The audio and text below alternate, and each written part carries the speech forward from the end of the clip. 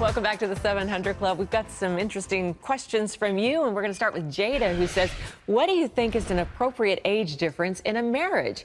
Is 8 or more years too much, especially if the woman is the older one? Pat, be careful. Is this the cougar question? The cougar. Indeed. Hey, listen, some of the great romances, you know, Abelard and Eloise. I mean, Abelard was kind of like an old man, and she was this young girl. I don't necessarily think that a few years makes any difference, but you have to keep this in mind, is that you get an 8 or 10 year difference, and it's wonderful when you're 30, 40, 50, then all of a sudden, the person who's older starts getting real old, and the person who's younger is still fairly vigorous, and then you've got a problem.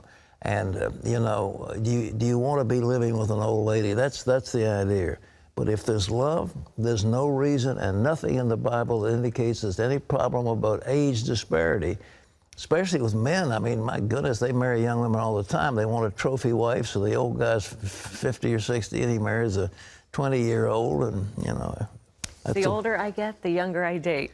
Because the guys my age, they stop taking care of themselves, you know? Not all of them. Not all of them. Taking care of them? Well, you know, and they don't care as much for some reason, as the women seem to like take better care of themselves at a certain age. But some of us old guys try to take care of ourselves. Well, yes, that's right. We still do it the best we can. Exactly. To dot her along the road. All right, but anyhow, the answer is there's no thing. In 8 years, no problem. I mean, it's just keep in mind that those things do happen, and the disparity will be there, but if you age together and you love each other, no problem, no problem. Amen. All right, Jerry says, I would like to ask you a question about Christians during the Holocaust. I'm a Christian from a Jewish mother. I recently found my mother's family members and found that my grandmother came from Kobrin, Russia, near the Polish border. The accounts I have read about the Holocaust say that the Christians turned over the Jews to the Nazis. My newly found Jewish family members are not Christians. How do I overcome this information about the Christians failing to help the Jews? Did some Christians really help the Nazis? Some of my relatives have left the U.S. to go to Israel. I love them and want them to be saved. All right, look, you're asking a question. You know, the thing of it is, just because somebody's a Gentile doesn't make him a Christian. Somebody can belong to a state church and say, well, all right, I'm a Catholic, I'm a Protestant, I'm a Lutheran, and he doesn't know the Lord. So a lot of these people are just nominal Christians. Did they identify with the Nazis? The answer was yes. Is it a blot on the, you know, record, including the Catholic Church, including the Pope, who was complicit in some of that stuff? You've got to be honest. And the truth was, yes, that's part of history, and we're ashamed of it. But keep in mind, these people were not born-again believers who really had a relationship with Jesus. They were nominal. They belonged to a denomination, but they had not have a heart-changing experience with Jesus. And in today's world, the greatest supporters of Israel and the Jewish people are the evangelicals. And my friend Bibi Netanyahu and others in Israel know that the evangelicals are their most staunch allies. And they're not, quote, denominational, okay? All right, good point. Lind writes, I have a very bad problem that is making me upset. My parents want my husband and me to get a divorce, but we don't want to. They said we should do that for financial reasons. My mom talked me into it, and I filed the paperwork this week, but I don't want to do it anymore.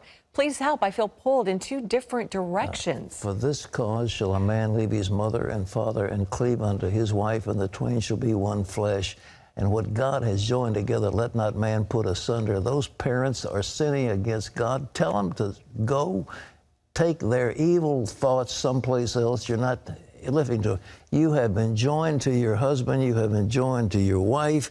And that is a bond that should be kept. And don't listen to somebody say, well, for tax reasons, you get a divorce. I mean, come off it. Don't listen to those people, all right? That question shocks me. Well, it just literally shocks me. There's a meddling old woman. They think they can dominate their kids, and the thing of it, this daughter is listening to them. Ooh, One more question. All right.